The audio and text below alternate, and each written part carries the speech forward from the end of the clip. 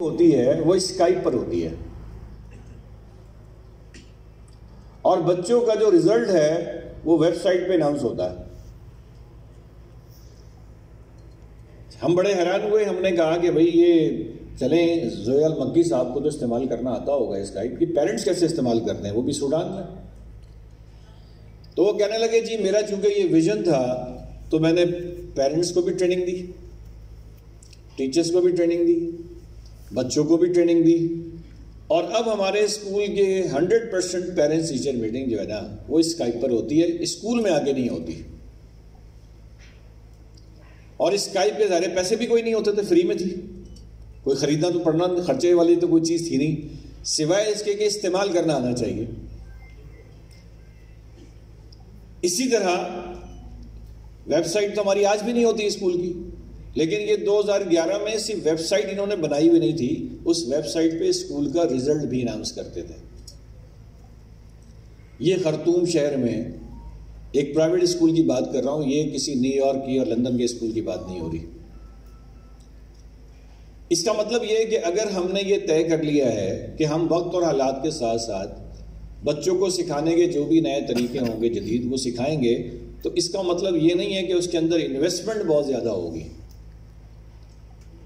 Investment کا تعلق اس سے نہیں ہے، پرنسپل کے ویژن سے دار و مدار ہے کہ وہ اس کو اگر سیکھنا چاہیں اور اپنے سٹاف کو پیرنٹس کو سکھانا چاہیں تو ایسے بے شمار طریقہ کار موجود ہیں کہ آپ اپنی ٹیچنگ میں ایک جدت بھی لا سکتے ہیں، اور اس جدت کو لانے میں خرچے بھی زیادہ نہیں ہوں گے اور بچوں کو سیکھنے کے مواقع زیادہ ملیں گے۔ یہ مثال میں نے اس لیے دی تاکہ ہم یہ نہ سوچیں کہ یہ جو اس سے پہلے اصطلاحات استعمال ہوئی ہے کہ بلینڈڈ لرننگ کا مطلب ہے کہ اب لوگ آن لائن بھی پڑھائیں گے اور ساتھ میں فزیکلی بھی پڑھائیں گے۔ میں فیصل آباد میں ایک ٹریننگ پروگرام میں مصروف تھا تو ایک صاحب نے بتایا کہ انہوں نے 50 لاکھ روپے خرچ کیے ہیں، اور ہارورڈ سے کرونا کے دوران میں ہارورڈ یونیورسٹی امریکہ سے آن لائن 1 سال کا ایجوکیشن میں ماسٹر ڈگری کی ہے، آن لائن، یعنی وہ امریکہ نہیں گئے اور 1 دن بھی نہیں گئے، اور ساری ایجوکیشن اسائنمنٹ انہوں نے آن لائن پوری کی ہے اور اس کے 50 لاکھ روپے پے بھی کیے ہیں۔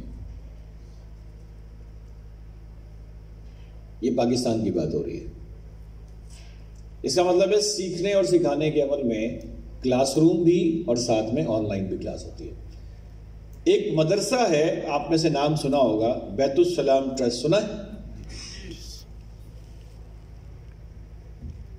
ان کے جو فاؤنڈر ہیں، بانی، کیا نام ہے ان کا؟ مولانا عبدالستار صاحب۔ مولانا عبدالستار صاحب مجھے ایک دن اپنے مدرسے لے کے گئے، اور انہوں نے اپنے مدرسے کو کراچی میں ہب کے علاقے میں وہ مدرسہ تھا، انہوں نے وہاں وزٹ کروایا۔ وزٹ کراتے وقت جب وہ ایک کلاس پہ لے کے گئے تو مدرسے کے بچوں کی کلاس ہو رہی تھی اور ایک آن لائن ہو رہی تھی۔ سامنے ایک LED اسکرین لگی ہوئی تھی، ٹی وی، اور جو پڑھانے والا فرد تھا وہ انگلینڈ سے پڑھا رہا تھا، اور پڑھنے والے بچے زمین پہ بیٹھے ہوئے تھے اور وہ کلاس اٹینڈ کر رہے تھے۔ اب یہ میں آپ کو ایک مدرسے کی کہانی سنا رہا ہوں جس کی فیس کوئی نہیں ہے۔ اسی طرح ان کے بچوں نے نسٹ اسلام آباد میں STEM، یہ روبوٹکس کے اندر ایک بڑی پوزیشن لی۔ پھر وہ مجھے ایک کلاس میں ایک بورڈ پہ لے کے گئے، کہنا کہ دیکھیں جی یہ جگہ جگہ ہمارے جو چھوٹے چھوٹے مدرسے ہیں، تو میں آپ کو آج کے دن کی اٹینڈنس کہیں کی بھی، یعنی اگر 8 بجے کلاس لگی ہے تو 9 بجے میں آپ یہ میپ کے اوپر ہاتھ رکھیں اور جس چیز پہ کلک کریں گے علاقہ یہ خیرپور ہے، فلانا ہے، تو وہاں آج ہی کے پورا جو ہے نا رزلٹ سامنے آ جائے گا۔ اب جو ادارے کا بانی ہے وہ ایک مسجد کا امام ہے، ایک ڈیفنس کی مسجد ہے کراچی میں، اس کے امام ہے،